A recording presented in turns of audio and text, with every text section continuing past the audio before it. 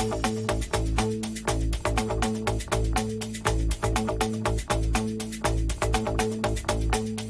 is the North End. This is the North End.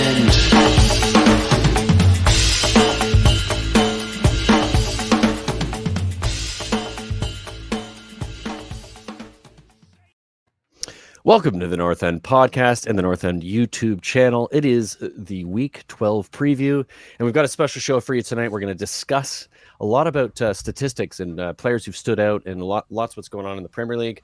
I am blessed currently with Paul and Connie. I'm gonna just say hello to the lads. Connie, good to see you, mate. It's been a bit. You guys have been in hiding. The United fans, the two of you have been like, we've been shit. Not going to go on the channel for a bit.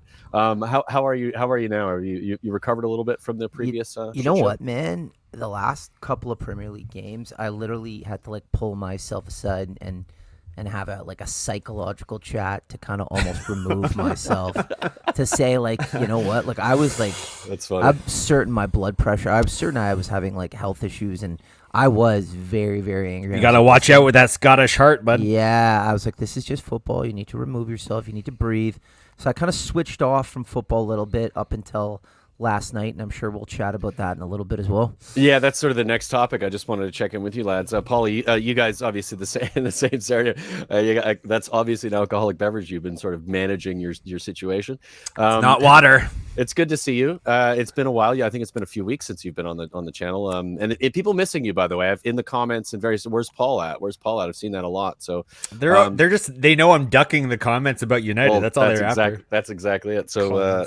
Yeah, good to see you. How are you, despite your current situation with your club? Good, man. Bored, I guess is the way. I don't know. Yeah, it's international good. Break, good. Right? You know what's funny?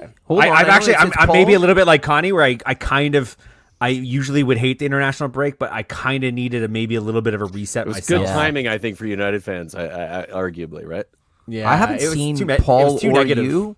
And however long, and I don't know when the next time we are going to see each other physically, but I literally still have something to give to Paul from my trip to Manchester. I want to be a surprise. But now I'm just announcing it because I'm like, when the fuck am I going to see this guy? So who knows? Yeah, well, maybe we'll do a show. We'll do a show at the studio. Fucking anytime we want. The bars are open again. We can just go true too, right? Hey, what are you guys doing Friday? We can just do that again now. It's not hard. That's absolutely true. So last night, I think, this is a Premier League podcast, but we are also all Canadians in Canada and are incredibly stoked by what we watched last night. Not even just last night, the lead up to this and in the performances of this Canadian team and the players on this team. This is the best and the most incredible Canadian football team I've seen ever in my lifetime. I mean, I know that the '86 is the last time, and I was like 12 at the time, but it was the last time that we made a World Cup, and it's the only time we made a World Cup. This Canadian team is fucking amazing. Connie, where were you when you watched the game, and how loud were you yelling when the second goal went in? It was just absurd. So I watched it here alone by myself on my couch, my favorite. But I mean, before we'll let you get into the result and get into all that. When's the last time you saw a Canada team play Mexico and dominate the entire game? Maybe bar the last 3 minutes. Other than the last few minutes, yeah. Yeah, other than that, they dominated deservedly, and they deserved the result. I'll let you get into the result. But you know what? Watching a Canada team dominate, it was mind-boggling, and it was really encouraging. Nice to see, and maybe it's a sign of the Canadian national soccer team program really starting to kick in high gear. Soccer Canada Let's hope so. Getting their shit together, it seems. Yeah. So the result was, and you just speaking about that, Canada won 2-1 against the Mexico side in what has been dubbed as the Ice Teca, which I thought was a lot of fun to take the piss a little bit. And it was snowy, and they had to clear the pitch and everything, and it wasn't a good pitch. Let's to be fair, but Canada have to go away from home all the time to play at different altitudes in the sweltering heat in Jamaica. All these different circumstances they have to go to play in that they're not used to. So, why not make it difficult for them? Like, here you go. Let's come to Edmonton, see what it's like to play. Of course, we don't play. Canada don't play football like that all the time, but the players are used to some of that. Paulie, how did you enjoy the game? The wonderful result, and it was awesome, man. It was awesome. I can tell you, So the weird thing with me is that I'm super excited. For some reason, somehow, Canada and Canada Soccer has me and my high school friends reunited. Oh yeah, nice. Like 4 guys that or 3 guys that I like. I love these guys. I just haven't seen them in forever. We've gone to 2 Canada games together, and now every game that's on TV, we're like doing a WhatsApp group, kind of back and forth about stuff, and it's just really exciting, wild times, and it's that was a great game. I told people to watch that game just for the snow, just for the celebration of it in all. the snow though too. So the celly, now it's like that's an amazing celly. I think Mexico played like shit. I think Mexico are not a good team right now. I think their manager is going to get fired. And a lot of people probably have every right to complain about the snowy conditions and forcing them to play and that kind of stuff. But fuck, man, their record at home is so good because they have altitude. Yeah. And they know it. We all know it. And that's what I was saying, right? I don't give a shit. Yeah, it's like you force us to play in your conditions, we're going to force you to play in ours. And I thought that was a great decision. I don't know if it was Herdman who made that decision, or if it was Soccer Canada, or just an overall kind of like, they make it difficult for us to travel. Let's make it difficult for them to travel.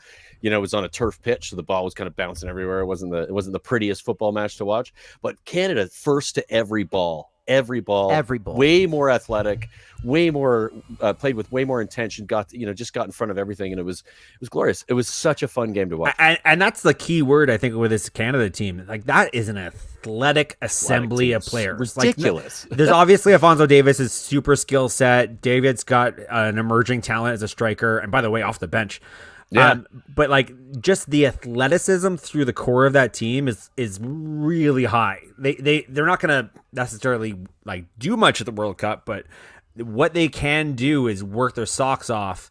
And if you get them firing at the right time, there are guys on that pitch who can make a difference. There's some world-class players in that team, mate. Yeah. There's some really, really good players in that team that have played in the Champions League, have played in the Europa League, have played in in big games and big situations. That you can see that in the way they play and their response to difficult situations. And I think that's what Canada hasn't had. But I want to give John Herdman a shit ton of credit for this, because he did an amazing job, obviously, for the women's program for Canada, and there was arguably a ton of doubt in how that would go over with the men's. And he came to the conclusion. I don't know if you guys watched the Sky Sports interview he had. He was interviewed by Sky Sports, and they asked him, why did you move from the women's team to the men's team? And he was like, well, the only way the women's team are going to get any credit is if the men's team get to the World Cup, because it will trickle down through the system. And he's like, my heart's still with the women's team, but I understand that this is the only way for the Canadian program across the board to be taken seriously. And he's doing it. And he just massive job. Just saying all the right things. I'll tell you who should be worried. The United States of America. Oh, yeah. Yeah. Oh, wait. What's up, JP? Good time to bring him. Are we past the 10-minute? Because Paul, go fuck yourself, man. Oh no, we had 2 more minutes, you prick. Fuck you. Now we can swear. Hey, you're talking to 3 guys that support the first place team in CONCACAF, JP. But in all seriousness, something we didn't mention, honorable mention and congratulations to Atiba Hutchinson for breaking the all-time cap record, surpassing Dwayne DeRosario. Not Dwayne DeRosario, Julian de Guzman. So congrats to Atiba, who I thought was the best player on the pitch last night. He was fantastic. Minus the keeper. He was, yeah. And of course, Larea was brilliant, and the goals, 2 goals from brain fart. Laren. Sorry, Larea and Laren got confused with the 2, but fantastic performance from. Did you watch it, JP? By the way, let's just quickly go to you. I won't lie. Or did you not watch it? Watch it in interest and like watch the whole game. Did you kind of? I honestly just was super busy.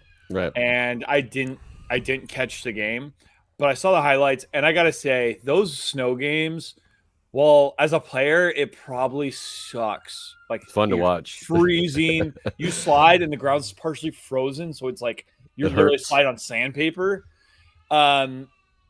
As fans, that must be like one of the coolest experiences, especially for that game specifically. But there's 45,000 fans in the stands, dude. Almost the size of Villa Park. It'd be pretty impressive. Pretty impressive for that. I'm almost type of certain game, right? you have a child in the home who's crying because of what place the U.S. are in CONCACAF right now, and that's understandable. Yeah, that's the best response. That's the best response ever. Ain't mine. Yeah, let's just agree that whatever parent is letting that kid cry is being really irresponsible right now and should probably do something. Definitely Paul. Wait to hear something fly across Paul's team. I love it. Absolutely love it. So wonderful stuff though, and international breaks typically. I think most of us are kind of like, can we get back to club football? This is one of the nicest international breaks, especially for Canadians, because we have been waiting for us to be relevant somewhat in international level. Not even just relevant in a way where we're actually fucking really good. Like we're playing a very specific style. It's really difficult to play against. We're very athletic and it's fun to watch. And so like I don't even think we've ever had that in Canada. So not in our lifetime. I don't know what the 86 we ever team, have. Yeah, maybe ever. It's been like last time we beat Mexico was in 2001, I believe, in the Gold Cup.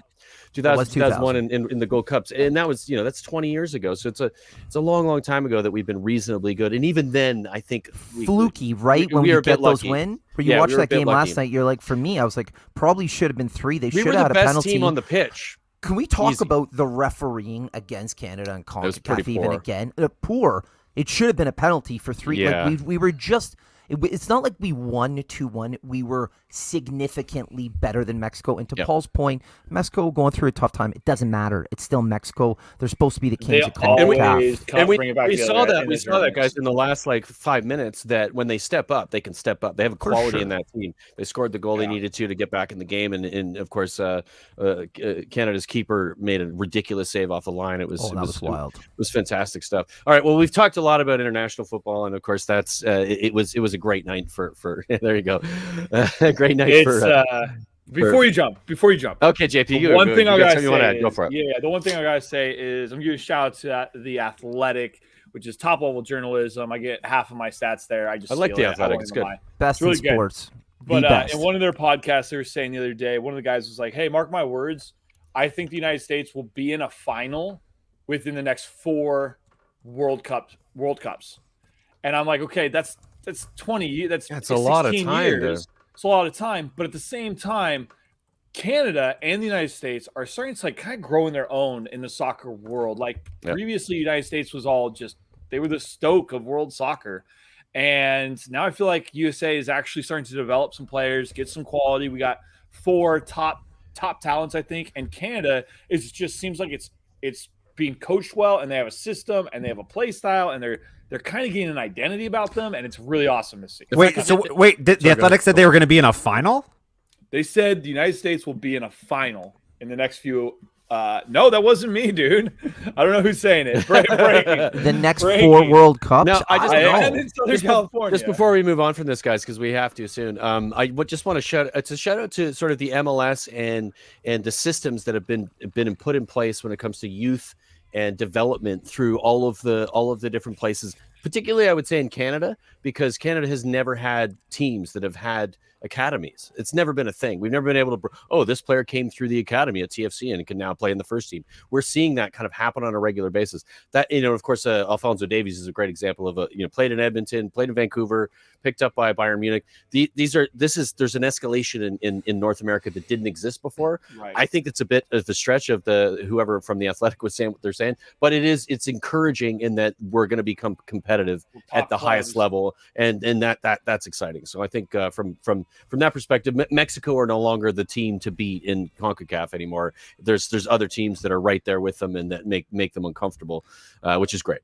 Also, shout out to our West Ham boy, Mikel Antonio, for a screamer against the U.S. to help get them the point and keep Canada on first place. JP must have loved that. All right, so let's move on. Let's move on to we're going to talk about Paul. I'm going to let you roll with this, and then of course I'll bring up the shared page, and hopefully I can follow along with you. We're going to talk about statistics. We're going to talk about key players, different things, different players that have stood out. Lots of stuff to discuss here. So Paul, give me a sec to bring it up, and I will let you roll with it. Gentlemen, it's less about players, more about teams. But what's awesome at this point of the season is that statistics require a certain amount of data to start to become relevant. So what is starting to get released now are stats on the season that are robust enough that you can start seeing trends. And, some of them are interesting. Some of them are kind of like blasé, whatever. So I thought we just kind of look at some of the newest available stats that have kind of been published in the last week to get kind of our reactions to some of this stuff. Some of it's surprising, I think. All my beautiful formatting's gone. Yeah. Sorry, mate. Well, it's just Terrible. It was intentional. It's style. Oh yeah. So the first one we're going to cover is distance run by team, and kind of get your head around. I had to do this mentally. It's just like, who do I think are the top runners by team? And then I was surprised by some, not surprised by others, but certainly I think the trend is right from what you're going to see here. Top teams run the farthest. Well, no. Leeds. I was gonna say Brentford in the top 2, but 4's not bad. I take the that highlight. back. I think I want to change it. The thing to highlight with these numbers specifically, before we get into like the surprises here, top teams tend to have more of the ball. When you have more of the ball, Right. you are not required to run as much. If you are a defensive team that is maybe a mid-table team, your numbers for running will probably be higher than you're comfortable with because you're running around chasing a Man City every second week. But then there are some teams who don't necessarily play that way who are just, oh my God, they run their asses off. So if we scroll down a little bit, I've kind of highlighted a couple teams I think are kind of interesting. Leeds United, not surprisingly, if you know anything about Bielsa ball, are top for distance running. I think they're going to be distance run the entire season. I don't see the stat going down. The way he has them working is incredible. Also, I think there's an argument to say that the way he has them work is maybe why consistency after one year after another is a problem. Right. They're like down a bit, right? They're like racehorses tired. that are constantly being like run. Yeah. Totally. And Poch, it happens with Klopp. It's happened with every team, every manager that does that. Even if you think about what that challenge means in the window is getting Premier League ready players who are also going to run their socks off and probably needing to go to that window just to refresh the bodies more than, most Premier League clubs in the situation of Leeds can do. It's really early. I mean, it's only second season, and I don't want to be sky is falling. Leeds could turn around their form really quickly. This is certainly evidence that they are playing Bielsa ball, at least in terms of running as much as they can possibly get them to run. It's the finishing they're struggling with, isn't it? Yeah. So if you scroll down, the next one I highlighted because I think it's interesting. West Ham are this kind of weird mix of a team that dominate the ball quite a bit, but also run their socks off up and down the pitch. And this is their wingers get up and down hard. Yeah. And this is the sweet spot for them. I think this is, if they're going to have any kind of sustained success throughout the season, I think they need to be in that top 7 or 8 teams for distance run.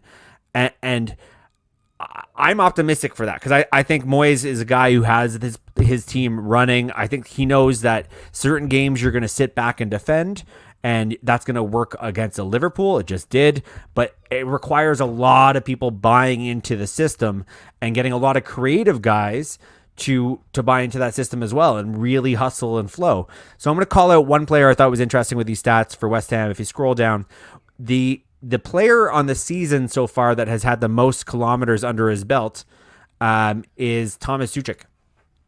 And what a baller. Yeah, good player. And it's player. Very good player. It's this thing, I think he doesn't get maybe enough attention for this. He's a great player. He's super skilled. He's a threat to run into the box.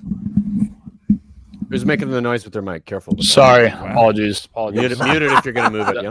Oh my goodness. I didn't know it was that bad. I thought it sounded like a drum roll. I was like, what's happening? Is that a drum roll for Suchek? He is. Mute it if you're might as gonna well move be. it.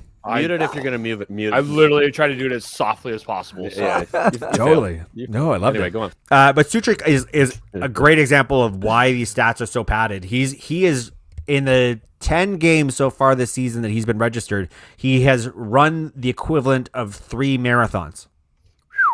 Holy. Wow. And that's a guy who's running in the midfield against some teams where they've dominated the ball. Like playing a lot. Like he's been playing a lot, he but doesn't get a lot of breaks either. No, True, true. and there's data points that you can kind of point to that to take away from it to some extent, but I still think it's an impressive stat. And I think he's about 10 kilometers more in his legs run than the next guy on the list. I wonder how much playing with Declan Rice, who I think we would all agree is probably the best CDM in the league right now, helps that. like almost Yeah, that I would imagine protection, it frees them up, right? probably, right? It allows Exactly. them to go crazy. The freedom, exactly. Sorry, Paul. I moved to the next Maybe. slide. I assume that's what you were Nope. kind of leading to there. Yeah, I'm just gonna highlight in comparison to like a Manchester United who typically do have more of the ball. I think a lot of United fans will look at this and maybe get frustrated by the lack of movement. I'll talk about why that's not necessarily the case in the next set of data points. It does become the trend that if you are a team that has more of the ball, you start to kind of slide down the scale a little bit. Like Chelsea have less kilometers run than Man United. What does that say about Tottenham, though? But so let's get down to the next one. I know we're gonna get there because you do have to start calling out the two teams that are probably the ones that this stat is the most impactful and maybe tells the most significant damning story. Fucking damning. It's to me, it's very interesting because the teams that run the farthest can burn out the quickest, especially if they don't have a squad. Like if you only have 15 guys on the squad, really, your bench players are going to have to be relied on, and that's really rough for teams at the top like Burnley and Norwich. Where Villa, I don't know why we're at the bottom because we could potentially be running more and using some of our other players. But right. I'm like, I look at this and I'm like, that's not a great statistic for a team that should be energetic and working harder. I'm just mindful. Some of our viewers are actually listeners on the podcast and can't see this graph. So I'm just to describe that we're looking at the bottom of this table, and Aston Villa are listed as 709 kilometers run, which is it's almost 60 kilometers less than the top team, and it's a damning statistic. Like Aston Villa are not one of those teams that have the luxury of dominating the ball and letting the ball do the work. You would expect them to see like much higher up the table. Can I quickly ask you a question, Paul? Do you think this goes to work rate? Is this a scenario where the work rate of the entire team aren't pushing or driving or trying to win back the ball? Because often that's where those statistics come into play. Is that a factor, do you think? It's so contextual because you can't question the work rate of a Chelsea who dominate the ball, who are not very high up this table. They just don't need to run very much. They just don't keep the ball. Right? Villa. It's such a difficult thing to measure, I think. But right. But yeah. Sorry, it's almost case by case. Like you can look at certain teams and go, well, that number really should be higher. Like Aston Villa, and I will say the next slide we'll go to is Tottenham in last place. Oh, God, it is where this stat gets damning because neither one of these teams should be at the bottom, can actually afford to be at the bottom with the style of play that both should be putting out on the field. Aston Villa is a good example about a team that shouldn't be dominating the ball and therefore should be running more. And Tottenham are a good example in that I think if things were to be working at the way that Tottenham should be playing at their best, their running numbers should be much higher. I think I remember when Dele Alli started the season under Nuno, like his running stats were insane. And it was promising that the team was putting in a shift. And then obviously things kind of fell off and Nuno's longer the manager there. But I would say that a Conte coming in would first and foremost be looking at these kind of numbers and going, well, that's got to change. I'm really, really looking forward to it. And Paul, maybe you keep this. Of course, we'll keep these slides that we have. Maybe to comparison, 6 months from now or at the end of the season when we can kind of go the difference from where Spurs were in this kilometers run, because Conte is going to change that considerably. He's already done it in training and he's done it in sort of what his expectations are. Hold on, let's not get carried away. I have a quick yes/no question for you and JP. Like when you see these stats, were you both surprised when you saw these numbers? 19th, 20th? No. I was extremely surprised. I'm not surprised at all. I thought Villa would be in the bottom half. I thought we'd be anywhere between 11 to like 14. Same. If you got to look at the form, though, you got to look at the form. The form of Villa, and the form of Spurs has been crap. But the form of Villa shouldn't necessarily reflect on the energy spent. But JP, on the it often does. It often does, though. The form of a team and how much they want to give and how much they want to run for a team comes into play. If you lose a game and then you lose another game and then you lose another game, or if you lose in a bad way like you did against was it Watford or Watford, Arsenal. Those things play on how much work rate a player puts into the situation means they'll run less. So I do think it has a massive impact on it. It's psychological. It's a hard thing to measure per se, that it is correlation equals causation in this scenario, but I think you have to consider it. And I do think that Spurs deserve to be, and I'm not surprised by the statistic from a Spurs perspective. I would suggest that keep the Aston Villa numbers in your head, because it is interesting, because Aston Villa have obviously fired their manager and things were not working out this season. So there are some other stats coming up that I think may paint a picture if you combine them with the stats that we just saw.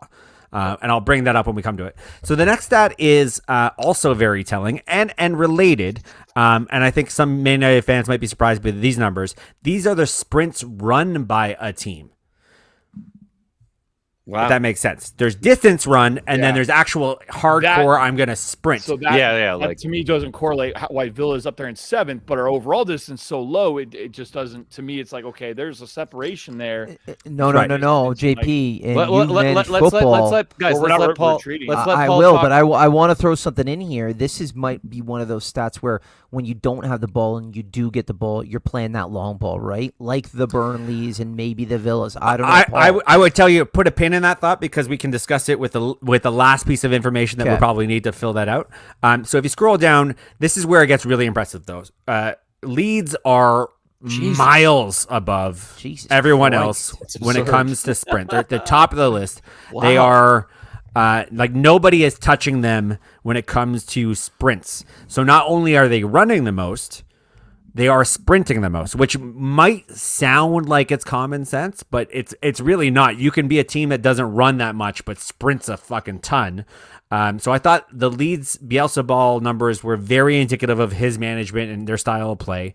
But if you look at the next one, I thought, for me personally as a United fan, I was surprised by this. Man United are third behind Southampton for the number of sprints. So they're kind of middle of the table when it comes to total distance. Can I ask you a quick question, Paul? Does sprints, when it comes to how they measure this statistic, are they talking about sprinting like forward or backward, or does it matter? Like just full speed. Is it just full speed? Like, because I wonder, because there's a lot of situations. Probably even less than that. It's probably like 90% speed for a sprint. There's a lot of situations where United might lose the ball in the midfield and then have to sprint back. Does that count as a sprint? Yeah. Oh, yeah. That would be a sprint for sure. So is that maybe why some of their sprint this statistic is higher, because that is a problem you guys have? No. Okay. This doesn't surprise me at all. As a United fan, this doesn't surprise me.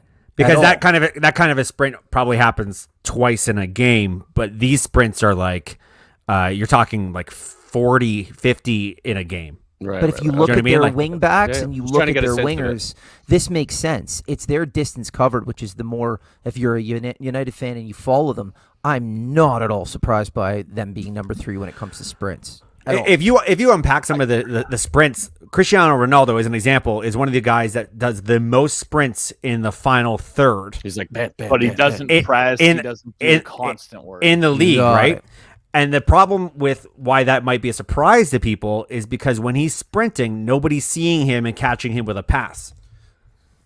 So off the ball sprinting counts for this number as well. Right. So yeah, and again, that's what the data and statistics. Rashford does a lot of that. It's hard to necessarily determine like whether it's valuable sprinting or not. So if you go to the next team, I thought it was worth calling out. Liverpool are just behind Man United, which I thought was not shocked. Which not shocking, but there is quite a bit of statistically that's a bit of a gap between them and Man United, which I thought was interesting because for me, Klopp's rock and roll football is all sprinting. I almost have them mentally the same level as Leeds. I know it's not true, but like I was a little surprised that Man United have managed to sprint them so far to this point of the season. Paul, I think for me, just to chime in quickly, I think for me, for Liverpool this season is they aren't the sprinting team that they were 2 or 3 seasons ago. I think if you took the same statistic, they would be right there with Leeds probably. But I think because of the midfield is changed a little bit. They're a little bit slower. They're a bit older, so that's probably affected the number there. But they're still pretty close to the top. But Brian, like we said earlier, they also get the ball a lot more. It's them, Chelsea, and City who hold on. They don't need to sprint as much. It's when they do that, the attack with Salah on them. But that is their game, though. Is that counterattack, boom, boom, boom, boom, boom, sprint? Oh, yeah. So you sort of expect that. But Forward makes sense for them. Yeah. And that's still a lot of sprints. That as a league standard, that's still for a team that's going to be facing banks of defenders against them. That's still an incredible amount of sprinting. And it's not entirely surprising. I'm more calling out. I'm surprised that Southampton and Man United do more than them. I was surprised. I was just going to say the Southampton one there is surprising. Oh yeah. As well. Oh yeah, I'm surprised that Newcastle is up there at sprinters. all. Yeah, we'll talk about Newcastle as They're well. running back a lot, JP. So if you go to the next one, Recovering chasing the ball. I've called out what I think is interesting about Chelsea is that whatever their style of play is, I'm still trying to get my head around what it is effectively. They don't run that much compared to other teams, and they don't sprint that much. They're the fourth lowest number of sprints in the season so far. And I know that a lot of their play is built up slow up the field and not necessarily trying to catch anybody in the counter, but they have such an incredible amount of speed in their team that it maybe suggests that they're not utilizing the speed at the level that they could do. This is the one where I'm like, I don't know the implications of what that means, but I am surprised that Chelsea are fourth lowest sprints in the league so far. I think you put it out there, Paul. It's a style of play. I think it's the way they play and the why they play the way they play. It's very pragmatic. It's a very specific style. They've got the three at the back. Yeah. It's conducive to not necessarily having to run a lot. They keep the ball. They can push it in the places they need to, and they don't have to sprint a lot. They slowly move up the field without having to exert themselves. I don't know if you guys agree, but that's sort of my perception of Chelsea. 100%. And I'd expect them to be the bottom half because of that style, Brian. That's Tuchel, right? Like he builds out from the back slowly, very slow, get it through the midfield, keep that pragmatic, wall. boom, boom, boom. And it's short sprints. It's not longer sprints. That's like it. these would be doing. On the counterpoint, though, what you guys just described is also the way Man City play, and Man City have sprinted much more than Chelsea. Which I'm shocked at. I think that is a work rate issue with Pep and what he expects of his players to do. So they're sprinting. I even think they keep the ball more. They keep the ball more, but they also are like willing to run to those places and push hard and press. They're at 11 because of their I would suggest abilities. Pin that thought because we'll unpack that a little bit too. So the last one I want to call out, I just thought this was really interesting. I by a country mile, Leicester are in last when it comes to sprinting. And I'm like, Jamie Vardy, what? Like, how many of those 749 are Vardy? Yeah, all of them. Yeah, all of them. Yeah. I was shocked by this. They have some left backs and right backs that I think are flyers, but I looked at this and going, that's. I mean, maybe it's indicative of the kind of season they've had so far. I would agree. I would think so. Yeah. But that's I don't know. There's been a lot of talk about Brendan Rodgers recently. It's the Brendan Rodgers way, man. Keep the ball, possess it, slow move up. To me, and this Brendan Rodgers is a great coach. Don't get me wrong here. He's Arsene Wenger 2.0.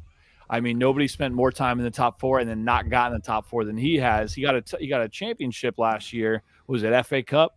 But he constantly kind of gets a team to play really well, and then they underperform in the long run because they always shit the bed. Well, I'm gonna remind you that he's won titles in Scotland. I wouldn't mention that, but you should be caring about that since you hired your manager based on that. Hey, I'm not backing down to this. Martin O'Neill won championships up in Scotland, and he's a fucking dinosaur. So there's a lot of guys that can't do it up. All right, let's keep it rolling, guys. Not do it here. So the next one is a number of pressure. Slide, folks. Pressure. I don't know what this is anymore. Let's see where it's Pressure. French. It's not that. So I'm going to focus on the one team that has the most, and I'm going to specifically call out one number: Manchester City. Well, first and foremost, the number of pressure moments in a game, Brentford are number one. Yeah, I could see that. I could see that too. Yeah. What's interesting is Man City are last. But if you focus on just one part of the field, the final third, they are first by a whopping, they're 11% higher than the average. Is this the next slide? Should I go down or is that? Yeah. But I don't think anyone would be surprised by that, Paul. Like anybody. All four of us would have guessed that. Yeah, I think it's like keep the ball, get into that final third, and then go. It's a Pep thing. Pep thing is get it back or attack the other team's defense, which they do better than any really team I've ever. Yep. Other than that Barcelona team, it's his style of play. Say what you want about him, and he gets his players to buy in. And it's if you're a neutral, it's beautiful to watch. Well, Man City. I will say I was surprised that they were dead last in the league when it came to pressure. Like, not They have surprised. the ball all the time. Not surprised that they were at first in the final third, but like dead last in the league felt like It makes perfect sense. They always have the ball. I got this. Okay, what is it? It's because they don't pressure players. They pressure passing lanes. They stop the passing lane. Klopp pressures players. He sends 4 or 5 guys, press in your 3 or 4 guys. Swarm, yeah. Right, they swarm. It's his style. He puts 6 people in the midfield. All of Pep's guys 6. go into spaces to block passing lanes, and then it's not a full sprint. Spot on, it's JP. not a full pressure. Spot on. And then they force the ball back. When they force the ball back, they move to their spots, and bing, bam, boom. They call it it's clutter and chaos is like Pep style, and really it's the space in the area. And it doesn't matter who you are. You could be Kevin De Bruyne. If you're not doing it, he'll pull you out of his team. He doesn't have any excuses for it. Exactly. So that's Man City in the final third, as compared to, and I thought this was, part of the reason why there's an issue at Newcastle, top to bottom, is they have the lowest pressing in the final third, which is like basically the translation is, you can play the ball out of the back all day if you're playing against Newcastle, all day. Like even Man United probably can look pretty good when it comes to playing the ball at the back. Like that shouldn't be a problem, which is kind of crazy because they've got some wheels. Some of their players should be able to and maybe it was the management before, but I would suggest that's one of the first things that the new management should be looking at and addressing is pressing in the final third, because you don't have to be a pressing team. That doesn't have to be your style, but certainly don't need to be the last in the league. Well, you need to have that part of your game. You need to have that part of your system to some extent to make sure that like you understand how to win the ball back to some extent. If you lose, Brian, you know what it does tell you about the former Newcastle manager and Steve Bruce and their style. 10 men behind the ball. They'll let you walk past half. And they don't have the talent to counterattack. They don't have the talent. Like Steve Bruce, I didn't like the way he was treated, but this is very indicative of the way he was running that team. 10 men behind the ball to 30, 40-yard line. That's not football. I think it is indicative, and I think there's no reason to feel bad for him in this situation. Well, the way some of the words that were said about him, it wasn't very nice. He had been there for a long time, but he did not try. It felt like he tried not to rather than try to, like that sort He's of not like a good manager, you know what I mean? But he accepting defeat and then going, I'm going to try and go for it. I'd rather lose with a ton of effort than like stay up with none, which is what he kind of did. And that says everything about his position. I think Eddie Howe will do well for Newcastle. I think they're going to go down this season. I'm fucking looking forward to it. Hope so. But I think he's been hired to be the manager that brings him back up again, and then they'll get a better manager, and then be 4 or 5 years. Anyway, that's another conversation. Sorry, Paul. Let's keep the truck rolling. Onto the next. This is a bit of a weird one, admittedly. This is the amount of pressure per defensive action is essentially what it measures up to. Bloody hell! Here we go. We're getting real statistical here. Yeah. So I love this shit. This is a weird one because the lower the number, the better. Okay, so can you repeat what that is? Pressure. So scroll up. Yep. Yeah, it's just hard to read because of our formatting. Apologize for that, people. So this is the amount of passes that are allowed before some sort of defensive action is taken. So if I'm letting you pass the ball around me, will be last. Getcha. Right. So what's interesting about this is that when we talk about pressing, there is a certain quality factor to pressing. You don't have to be the top pressing team to be in this. This is probably more indicative of the success of your pressing. So Liverpool are incredibly good at pressing when it comes to this statistic, which is probably, like I said, maybe more indicative of their actual success. There's running around like a chicken like your head cut off. Team pressing. Yeah, I was just going to say that. It's them deciding. Like they've said as a team, this is what we do together. Yes. It's actually, to be fair to what Canada were good at last night and what we've seen in the qualifiers. That's what they do really well. It's the whole team with movement across, just going, we're pressing here. That's what Liverpool does really well, right? But this is, so the way I would take it, and I'll give you an example. We just saw Manchester City have the highest rate of pressing in the final third, but they're not in this scorecard top 5. Right. Because they're pressing, but they're not successfully getting the ball or committing a defensive action with that pressing. Right. Which is where I was kind of surprised. Very nuanced. Because all of a sudden we've criticized Aston Villa's lack of sprinting and general running. They get the ball back, they don't have to sprint that much. but they were pretty good about getting the ball back and on successful pressing. Liverpool are setting the bar, but even I looked at this and going, there's no way Man United should be there. But essentially, this is like one of those surprise stats where it doesn't, the eyeball can tell you one thing, but this is like the firm, this is the pressing that leads to a defensive action. So they're choosing. It's almost like they're choosing the press at the time that will result in the opportunity to do something defensive. Yeah, it's pressing with intention. This is when you're supposed to do it and why. And when you do that, you get this result, and that's why they end up getting this the situations that they're getting themselves in. Right. It's an interesting. This to me is one of the best indicative statistics to prove coaches who formalize a defensive plan to win the ball back. Can they set their team up so that teams can get in position quick enough and get the ball back quicker than other teams can? And it's very hard to do. It's not an easy thing as a coach, is to drill in your team. Okay, ball goes here. This is what we're seeing, and we move, right? It's super hard to get everybody on the same page to make that all happen. So to see my team Villa up there is very happy. And seeing a team like Brighton, Liverpool, or United, or Leeds, I'm not surprised, because all of those right now, right, bar United, all those coaches are very high up on the likable coaching list. Bar United, let me chuck that in there, a little dig. You look at Leeds, Brighton, Liverpool, you look at their coaching staff, and you look at what they've done. All of them are top coaches. Yeah. What do you say about why are Villa there? Because Dean Smith knows how to make a program, knows how to get a team all on the same hymn sheet. And just didn't have good enough players, arguably. He doesn't have the final touches, per se. He's going to be great for Norwich. Let's roll it out. Paulie, what's next? Oh God. Sorry, guys. Okay, this one's pretty straight over. This is actual success. Oh my God. Next. This really took a turn. So hang on. So I'll go. If you go up, I'll at least explain this. This is the. Sorry, guys. The last stat talked about defensive action versus pressing. This is the actual score of your pressing has resulted into a turnover in the opponent's end within 40 meters of their goal.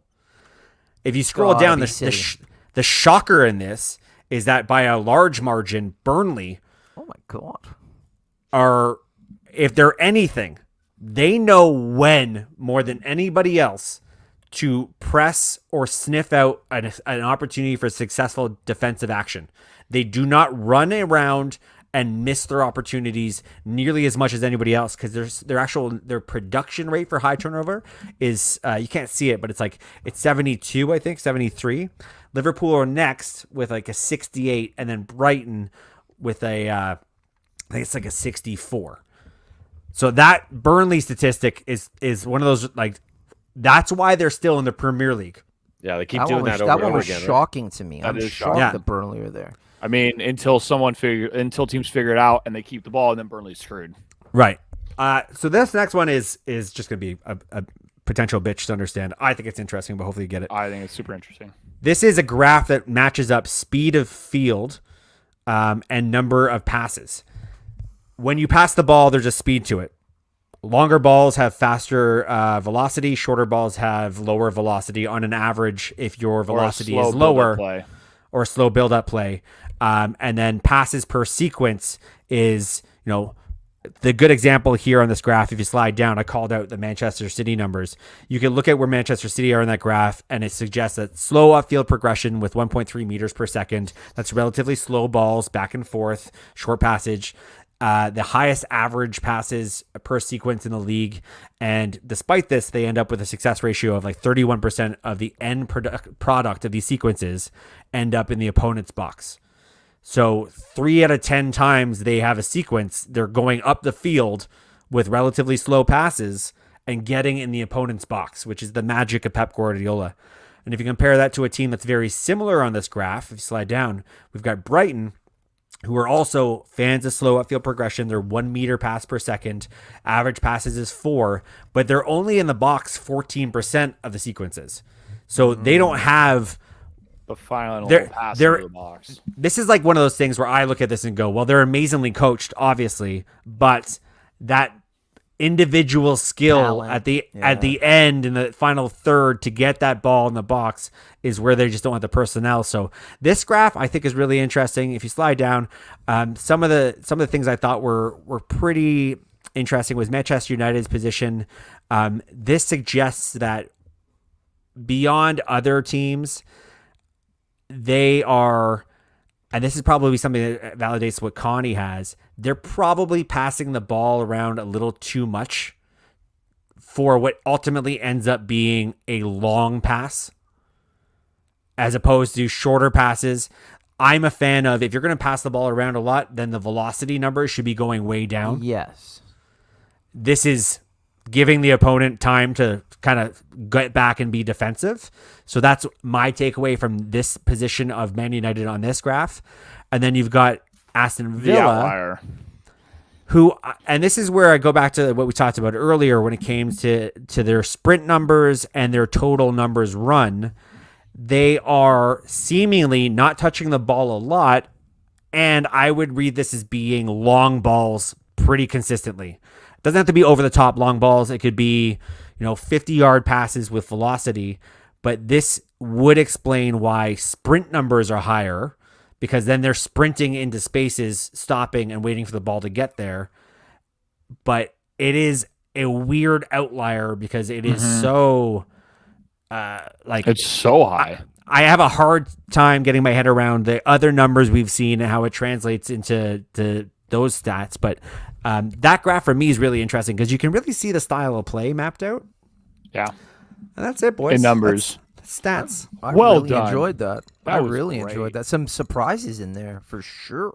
That Burnley stat blew me away. What you got there from the analyst, and I don't know that site, but I please share it and please share it with the people who are watching. That is great stuff. I mean, of course, the nerds, the football nerds are gonna love it. So hard And for it right I now. could watch that. I'm like, oh, what's going on there? Of course, it's data, right? I love that stuff. So, well done, Paul. And of course, we apologize for the graphics. It was a bit of a short sort of put it together stuff. We'll make sure that that's a little bit clearer next time. And it I had look as, sexy animations all over that. it thing doesn't too.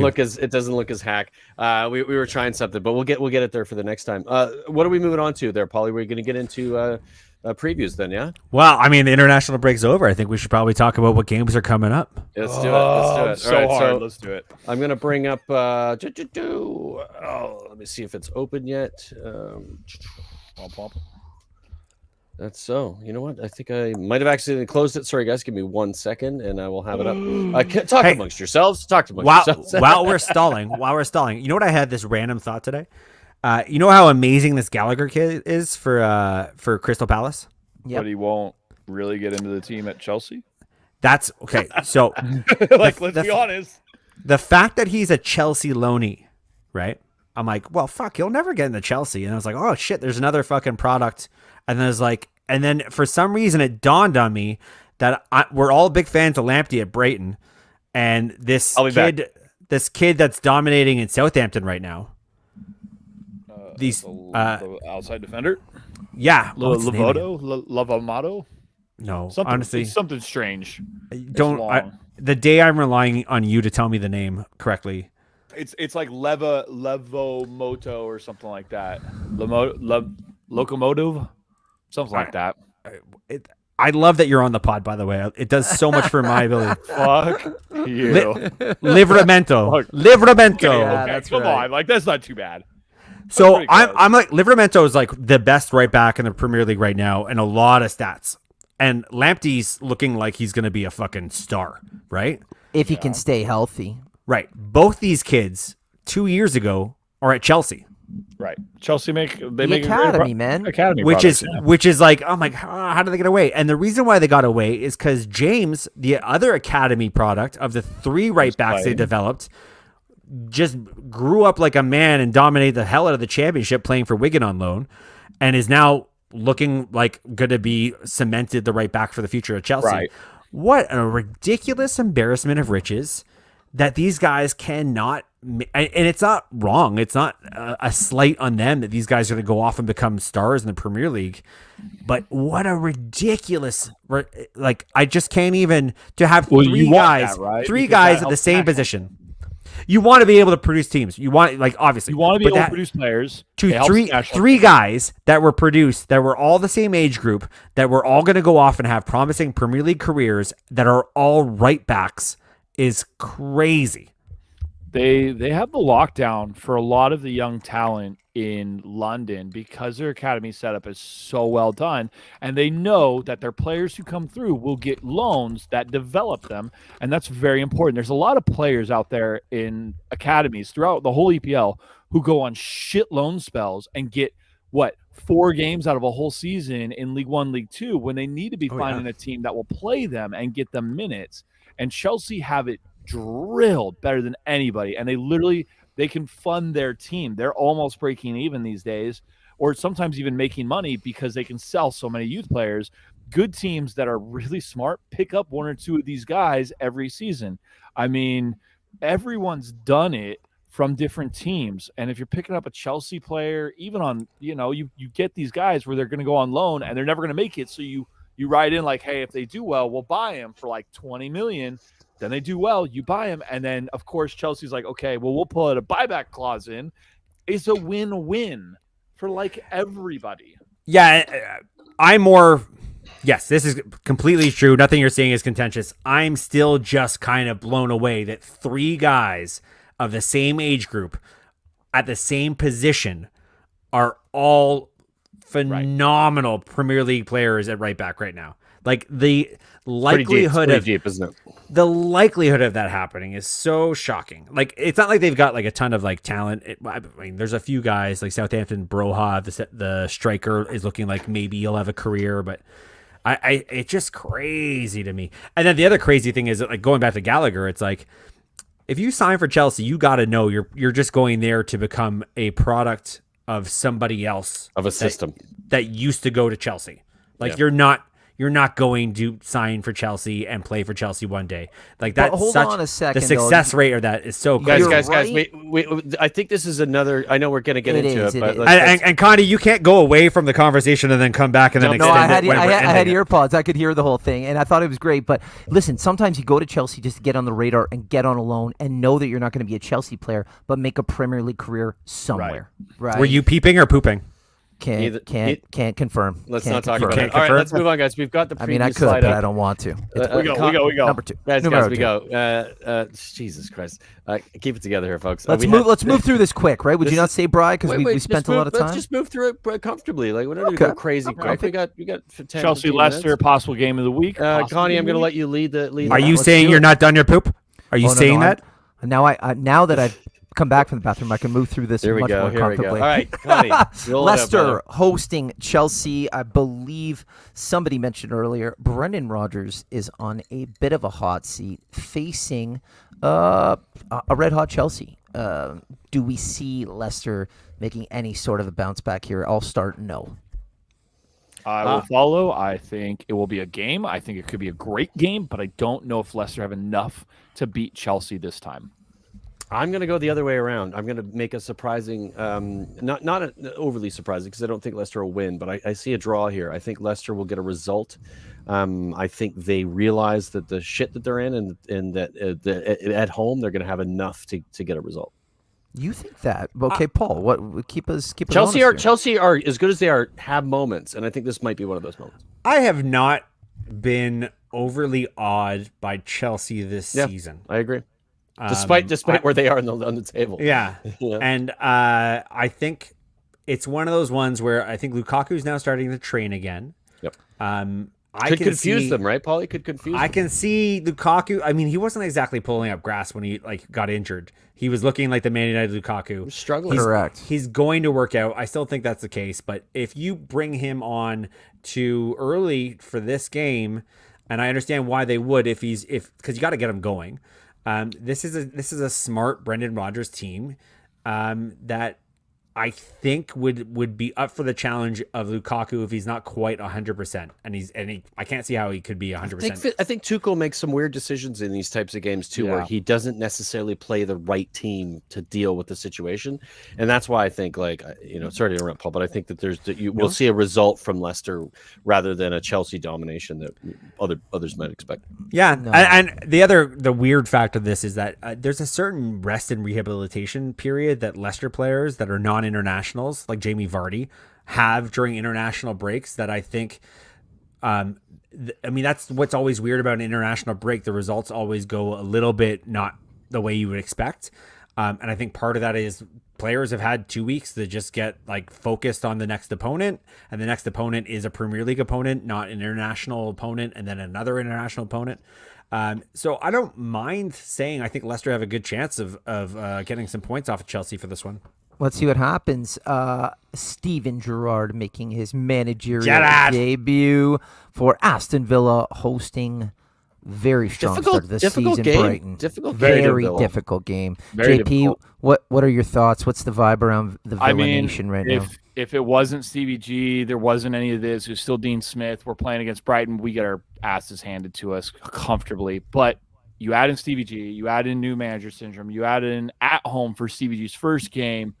Damn, dude, there might be fireworks. Who knows? This could be a beatdown. This could be fireworks. This could be a Villa win. Roll a dice, but I'm going to the pub and I'm gonna watch it. My buddy's in town from Texas. Shout out Preston, and we're gonna go. Hi, Preston. What's up, Preston? I don't know. That sounded like I'm crossing my fingers. Bri, what do we think? I kind of feel him a little bit. I feel JP a little bit on this. But at the same time, Brighton, as we all know, watching them this season, they've been great. They've been really good. They're really well coached. They have a system that works. Again, their biggest struggle, despite them being better at it this season, is finishing in the final third and creating. Like, they create a ton of chances, but don't necessarily get over the line. But have again done it more. Villa's defense isn't great at the moment. The Tyrone Mings of the world who. Is the captain, isn't really captaining. He's not doing the things he did under Dean Smith previously. So I have a feeling of a Brighton win here. It's going to be a bit of a Stevie G wake up call. According to Luke, Tyrone Mings should probably go to the MLS. So we'll see. I think that's a bit extreme. I think if he's well coached, Luke. I think if Wings is well coached, he'll be fine. Yeah, but he hadn't been well coached, and of course he was in a team that was. When they get under the cosh, he is a captain. He needs to do more, and I think that he wasn't, and that's where I think Brighton will have more than Villa will in this game. Burnley hosting. Hang on. Are we really going to spend that much time on Villa Brighton? Well, if Paul has opinion, no, that's fair. You know what? I got some things to say. Number one, do you guys remember when Tyrone Mings was like the apple of the eye of Luke Connolly when he first came on the podcast? Yeah, he started talking about how, and I just looked at him in the eyes, just like, you're fucking cracked, bud.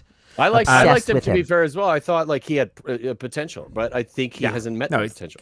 Yeah, no. And then I had to spend a lot of time watching the show when I wasn't on it about everybody talking about this like management situation at Aston Villa. The manager you had was not good. He was a championship quality manager that did not make the step up in the Premier League. It's cut and dry. There's no drama to it. Just move it on. True, JP. Quit your whinging over there. Everybody talked about him like he was such a nice guy, and I get it. You like him. We got 11th last year. We did just fine last year.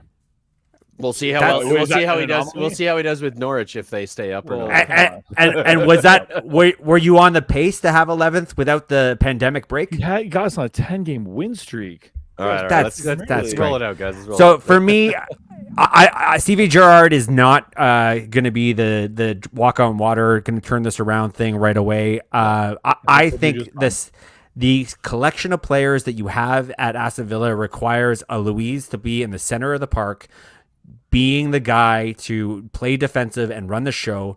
There is nobody I've seen that can play that position in the midfield to cover his absence. As much as I don't think your manager that got fired was that good, I also think he had a really hard time with personnel issues. Those personnel issues still exist. Steven Gerrard will not be able to change that unless he puts his boots on and has one more game in it. I just do not think Steven Gerrard can bring anything other than, maybe improved running, maybe a little bit more of a hustle, but Brighton are going to be too good for this game. Brighton, Paul's lock of the week. Whoa! A draw. Oh, we got a new thing, folks. We got a new thing. Lock of the Paul's week. lock of the week. Paul's lock of the week. If he's not here, that's not a lock of the week. Aston Villa do not win. Is the best I can do because Brighton don't score, so I don't know what that Yeah, was. well, I know you're going away from it. Our 10-minute preview of Villa Brighton. roll it on, Burnley folks. Keep it hosting. Well, I wanted to make my peace with the Aston Villa manager. It was just such a simple situation. He's not good. Do you guys feel like Paul has been holding on to this one, waiting for So maybe a long. win He or doesn't two? show up I 3 think weeks in a so. row. That's what happens. Ah, dude. You know what? You got to build it up. Burnley for the third time hosting unbeaten in 5 Crystal Palace. Crystal Palace playing great. Patrick Vieira. Burnley pretty good. Like, a win and a loss and 3 draws. Like Burnley kind of playing Should a be little good bit Premier better. League game, I think. Could be really good, actually. Scrappy. We'll see what happens. Not much to say about it though. No, much. Newcastle hosting Brentford. Will this be the first game for Eddie Howe as well? Should be right. I believe Yeah. So Eddie Howe and Steven Gerrard making their debuts, facing a Brentford who have also started the season well. Struggled. They have been Struggling lately. a little bit They've been lately. shit So lately. Let's be honest about new it. managerial bounce Hey. possibly for Eddie Howe, or what do we think, Bri? I think Newcastle get a W here. It's going to be tight. Brentford are good. Interesting. But I think Newcastle with Eddie Howe and Brentford sort of a little bit of confidence been lost in their last few games. That sort of getting into the Premier League sort of bounce that they had has dwindled, and they haven't been close to as good as they had. Again, that Chelsea game, they peaked. That Chelsea game in that last 20 minutes was the best we've seen of them since then, and they've been a little bit, not Had that a great great. result against Liverpool as well, but we'll see what happens. See if Eddie Howe can get things going at Newcastle. I call this next one. If you're gonna skip a game this game week, it could be this one. Norwich hosting Southampton. Southampton 2-0. Move on. Doesn't 3 JP points. want to watch? JP want to watch Dean Smith in his new job? 3 points for How- Southampton. How wild is that though? Like straight in an orange. Weird, man. That's Weird. fucking weird. And What's up, that's like that's a hire to not save them. That's a hire to be like, well, when we go to the championship, we know that you're a good championship coach. Literally. Yeah. Here's a shoestring 100%. budget. See what you can do. Watford hosting The Sky is Falling, Manchester United. Don't ask me because you might not like my answer. Paul, what do you think? Yeah, let's go to Paul. What's Paul? Got? It's a tricky one. Varane will be out. Most likely Shaw might be out. Pogba's got a red card, so he'll be out. Cavani Thank might God. be out. McTominay apparently had some sort of injury. So there's going to be a less than fully fit version of Man United. But I think Watford, I mean, you can beat Watford. Things are not so dire that you can't beat Watford. Should do easy. It's away from home too. I think probably that helps. Would you say? I genuinely do we're think a legitimately much stronger road team Yeah. than we That's are what a I mean. home team. That's what I mean. I haven't really had a chance to talk about this, but this Pogba red card situation, I actually kind of see it as a blessing a little bit. Same. I think we have to be really clear that he is not a Premier League midfield player unless he's got somebody with him. We don't have that person. We have never attempted to sign that person. So I want to see what this forced run of games without Pogba looks like. I want to see certain players get opportunities in the midfield that haven't been getting opportunities in the midfield. But Watford is a good rebound game that I wish was a week earlier. And didn't have the international break in between because we had a lot of internationals. But I'm hoping, I'm looking forward to getting back to it. But big pressure on Ole for this one. Big pressure. I think United win as well, but it could be another paper over the cracks because then they've got, I think it's Chelsea the following weekend. So who knows? Hold up. Wolves? Hold up. Oh, you got some thoughts JP's on pick this. of the week. Something to chuck in here, JP. Go. AP's 100% pick of the week. All those injuries concerned, and Vanderbeek still doesn't play. I'm gonna At put a least say his fiver that he name has. like it's not James Vanderbeek. He wasn't on Sure, Dawson's it's Creek. Vanderbeek. I Van said- Dubeek. Vanderbeek. You said I Vanderbeek. said he just doesn't. What are play. you? What are you, Paul Forrest? All of a sudden? Oh, let's move on, guys. No, he's way worse than I am. He actually you're is. saying- I think. is Actually, he I he love is. it. I love it. I'm out. Fuck everybody. You're elite. You're elite. What did he call Leon the other day? He was like, well, he plays for Lean Yeah. in France. Love Sure it. was a Love beast. it. America.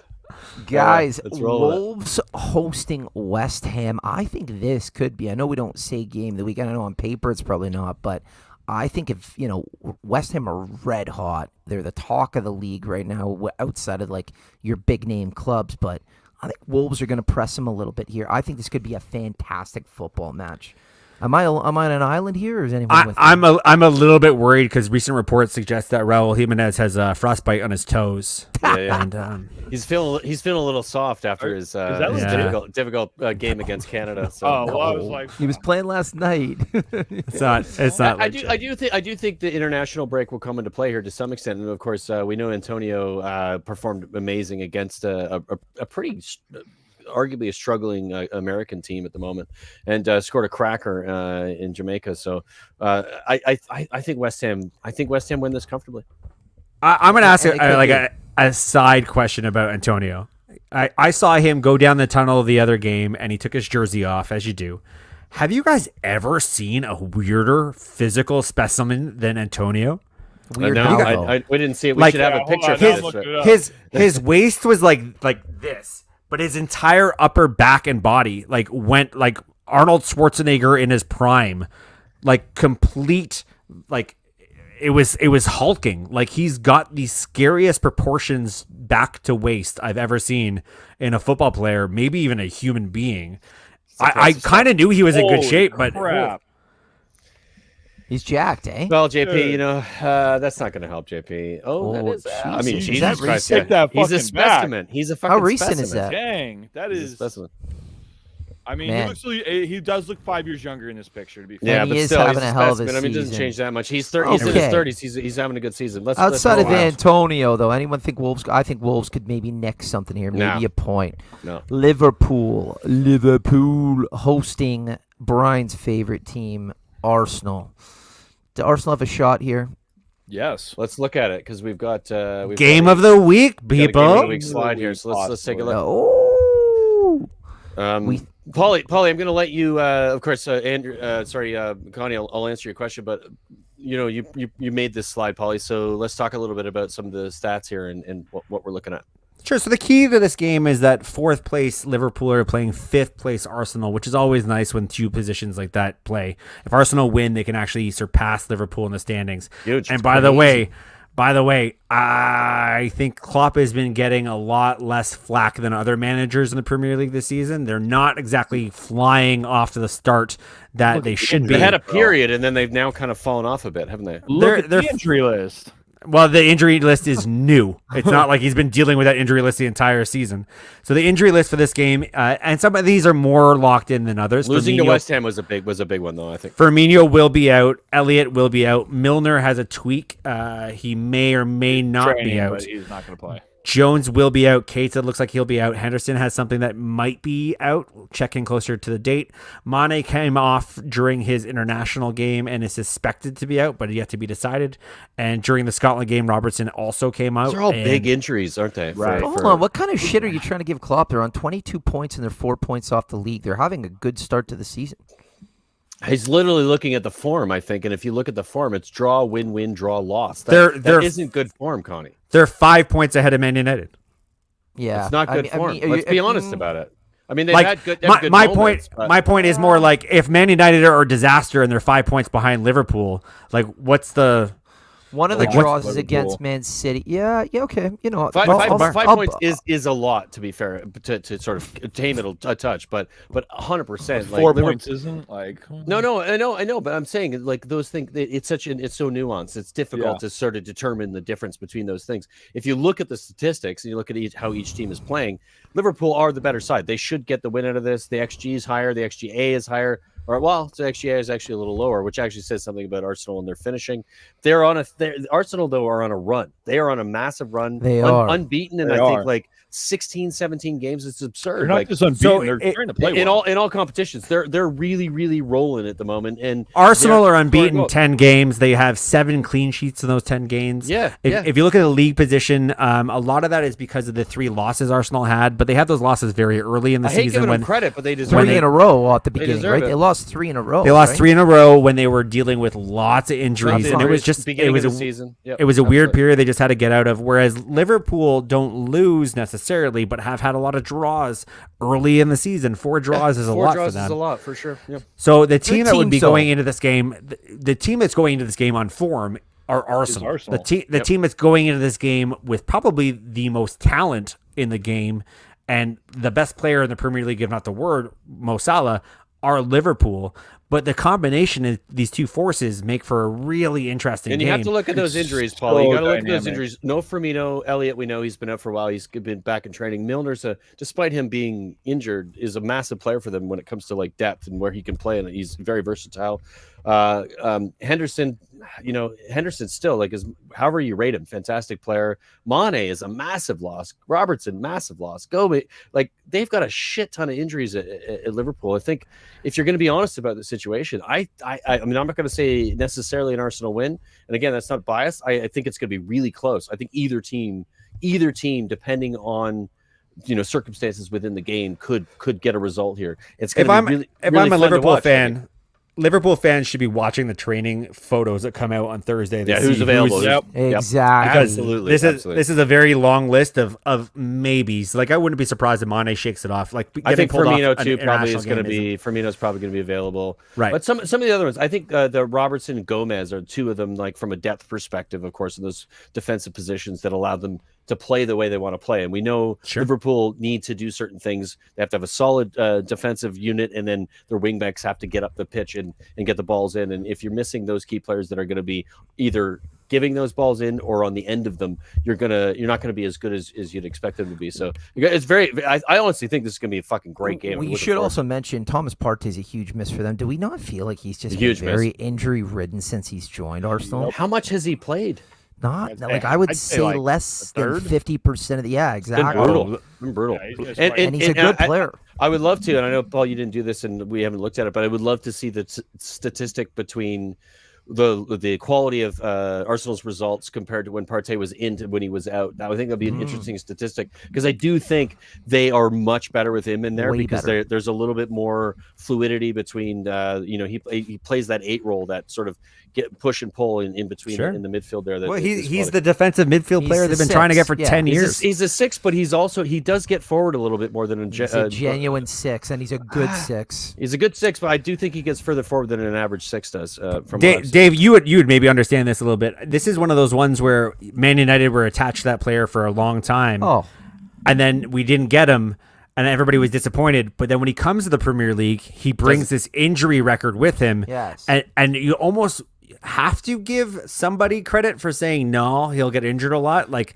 somebody must have known somebody knew the numbers, something about him. Yeah, somebody knew the numbers. He did play a lot for Atletico though, which is weird to me. So I don't know if it's the pace and the physicality. Ed Woodward just can't do We're that. seeing this more and more where players are coming in who have been healthy in other leagues, can't handle the physicality. It's a different ball game, man. Smith Rowe, maybe he's coming off a really good performance for England. He's got his first performance, got a goal. Of course, we know the competition, but he's been really good for Arsenal. Really good. And Aubameyang is also sort of getting back to his best and playing good football. JP, before we move on to the rest of the games, you had something you want to add? Yeah, I do. This game really screams to me like the pinnacle of EPL soccer because you have two very different football, soccer. Fucking Americans. Fuck off. That's cultural difference. Yanks. Suck my dick. The crazy thing is the difference in style here, and how these two teams line up, all these differences going on, make this such a dynamic game. Yeah. Right. Yep. The styles, the season, the form, the injury list, the managers, the fan base, how everything's playing into me is just like, man, this could be the game of the week. This is a no for me. This is a no for me. If that injury list is as thin as I think it's going to be on Thursday, Friday, it's 2-0 Liverpool. And I'll tell you this. If Arsenal get anything out of this game, this is when I will really start to take them seriously, because this is going to be their big test. You can't count that Man City loss at the beginning of the season. If Arsenal gets something out of this, that's when we all have to look to me like, okay, I think this it's a big, really test around. too. I think it's a big test too, but you do have to take into account the circumstances and in the graphic we just looked at, the injuries in what the depth of Liverpool's side is going to be. And it's the big if about the game, right? That's the big if about the game. And that will, when we get the starting lineups and we see who's fit and we'll see what happens, then we're all going to go, okay, I was right or I was wrong. But I think that will determine it, because if Liverpool's front three is fit and their midfield's fit and they've got the right wing backs, Like, if it's Trent and if it's 2-0, 3-0. it's comfortable for Liverpool for me. But if they have one of them missing and they have to like a bit unbalanced, then I think then Arsenal have a chance to get something out of it. So you have to take those. I look at that team and go, who does cover the left wing if Mane's out? That's the injury where I'm just like, Jota goes there. Jota could. No, hang on. Firmino's injured. So Jota covers Firmino, and Firmino's injured. Oh, I didn't know Firmino was injured. I missed that. No, Firmino's like the one you can almost guarantee is injured. Yeah, okay. Yeah, you're right. So then it's like Didac Origi gets like his once in a 2 seasons a year. I love when you mispronounce shit. Yeah, hold on. That's the best. I've heard it Origi. No, it's Origi. It's Divock Origi. Oh no, I think you're saying that wrong. No, it's Origi. Well, look it up. Guys, let's move on. We're moving on. Man City are hosting over to Sunday. Man City hosting Everton. I don't know. Everton have not been great. They're comfortable. They're in shambles at the moment. Comfortable for City. City they're so good. Do you know what's a sad storyline for Everton? Dominic Calvert-Lewin started the season so brightly. Oh. Yeah. And then to be sidelined with a toe injury for this long. Fucking toe. And he doesn't even touch it with his foot that much. He's mostly his head. He's like, he's doing more in it. Yeah. Than he is Those penalties he took early on. Guys, Everton are winless in 5 games. And struggling at the moment. I thought they started off really well. Do we think Rafa's under the cosh here? Do you think he is a potential sacking from Not yet, but he's definitely under the cosh. Of course he is. They're not. Conversation's got to be had, right? Like, they're playing terrible lately. They've been really bad. Again in January. They've been really bad. I'm shocked. I mean, Spurs played them last week or 2 weeks ago before the international break, and we, despite the circumstances, got a clean sheet. They were not very good. No, they've been bad. It was just wow. They haven't had injuries either, though. I brought in Demarai Gray probably 5 weeks ago, so this is probably all my fault anyway. So yeah, thanks for that. Man Connie. City comfortable. Another big one on Sunday. Antonio Conte takes his Spurs to Leeds. I'm going to call it right now. This is going to be an absolute beating for Spurs. Talking 3-4-0. Conte's going to look at that Bielsa ball. He's going to be like, fuck this. Harry Kane's going to get a hat trick. See you later. Done. I love your enthusiasm. Am I wrong? Well, I don't know what you're basing that on. I would love to the fact that Conte's going to look at the way they play and eat them apart. Position on this before I comment. How you're looking at the way they play is that they're a team that works their fucking asses off, and you've got a team of players that for some reason haven't been working that hard all season.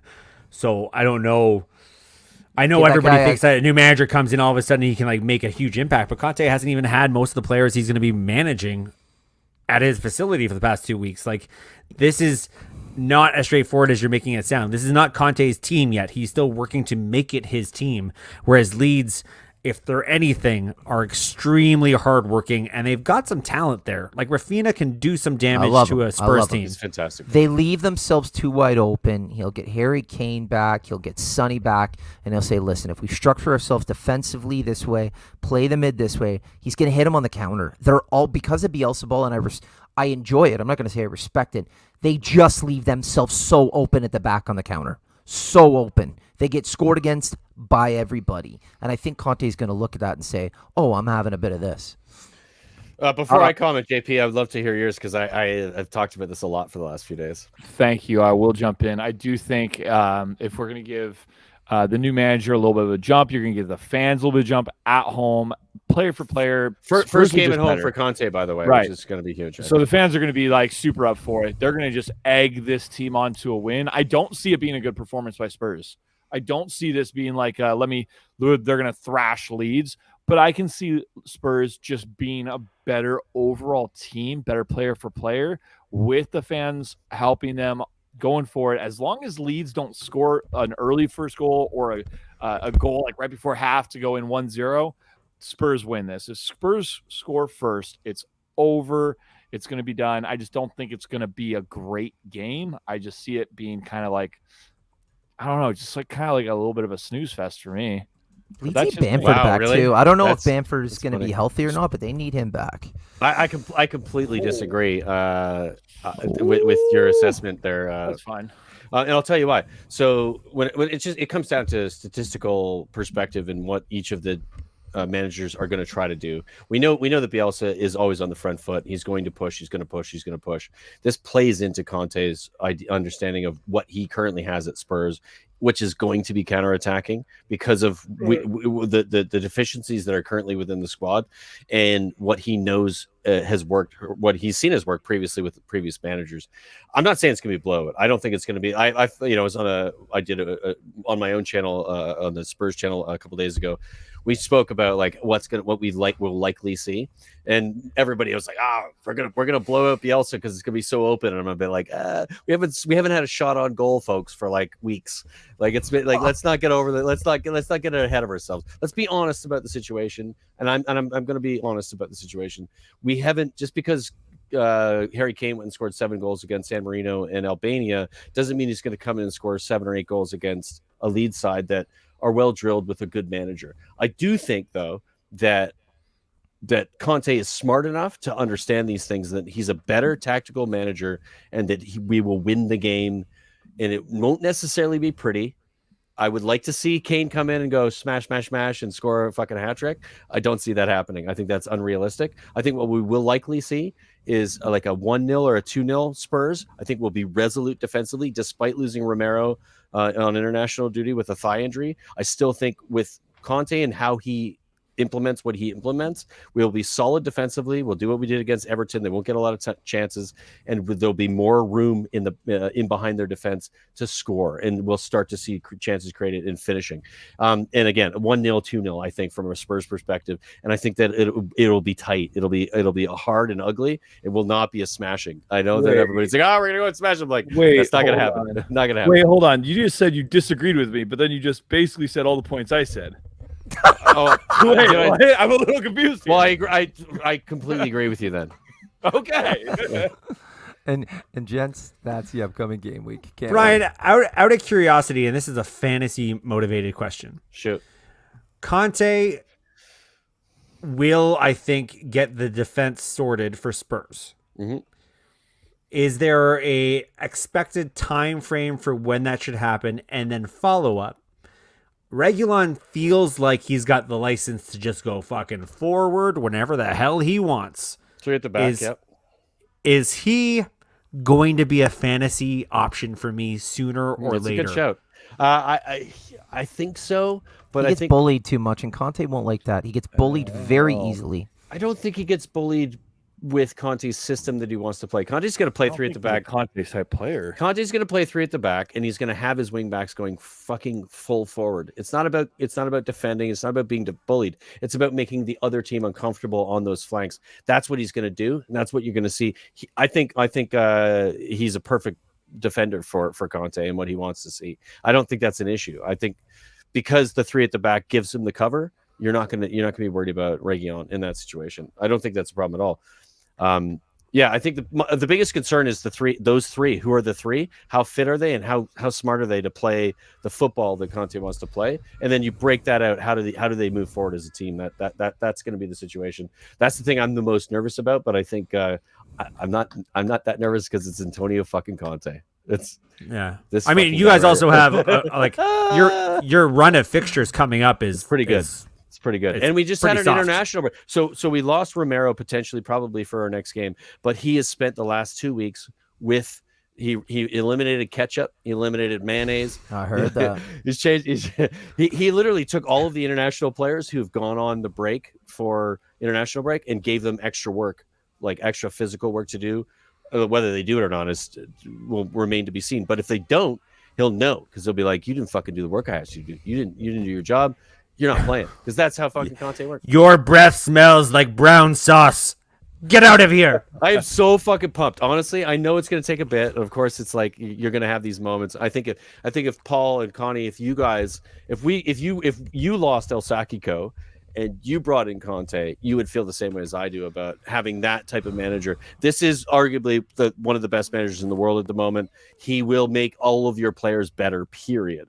He either makes JP, them better, you can have or a wank all you like. No, makes them better. You're having a wank. He makes them better, or he breaks them. You're jealous. It's fine. He makes them better, or he breaks them. You know what, Connie? If he breaks them, good. It means they're not fucking good enough. Get out. I feel that way as well, and maybe some of them need to. And at United, I think half of them would have broke which again would have been a good thing. It just delays your process a little bit more, right? Yeah, And then you worry about Conte's patience, right? And then the money, and it's a whole thing. About it. Right?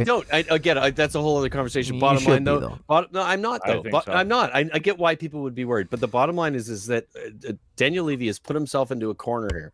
He's taken an opportunity that he has to hire the best manager, one of the best managers in the world, to sort out some shit. He has to back him. If he doesn't back him and the team fails, he fails. Which means times has he failed? Yeah, I was going to say, how many times is he allowed to fail, Brian? How many times? It doesn't matter if he fails anymore. Wait. Failing and still finishing in Europe is not a failure.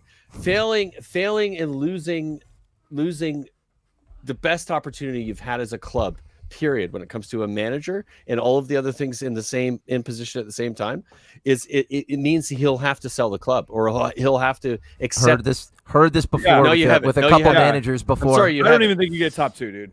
I'm going to give you 2 seasons, no top 2. What? Yeah, you said you're going to win the league. You said no, I didn't say that. When did he say that? I never said that. You fucking nutbar. I never said we're going to win the league ever. It would take a lot of money to. If I'm a Spurs fan. I love Paulie with the chime-ins here. I never said Spurs are going to win the league. What I think Spurs will do is win something. If I'm a practical Spurs fan, I'm worried about Conte's patience level. Drugs. Nothing Type else. it in. Brian on drugs. I'm not on drugs. It's already assumed. Hey, it's already assumed. I'm realistic, guys. Brian, come on, Brian. We're at that time. Take us out, baby. I don't think I'm going to. No, I'm going to take you out. I'm going to take us out on this. I don't think I'm being unrealistic. I think any other team in the Premier League who had an opportunity to sign this manager would take it, and this manager would not take this job if he didn't think he was going to get what he was asking for.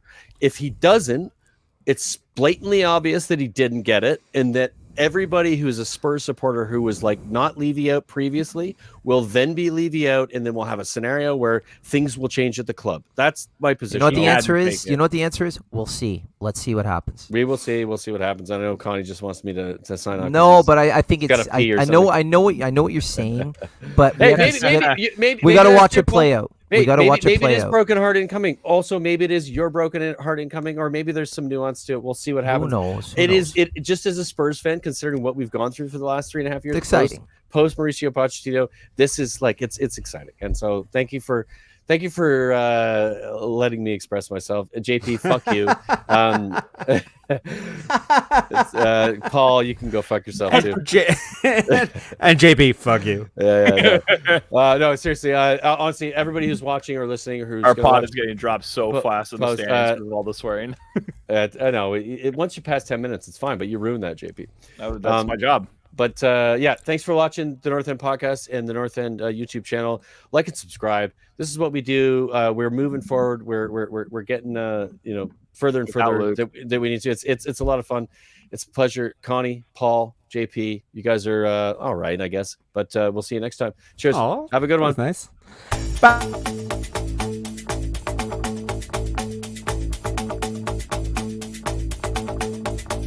This is the North End.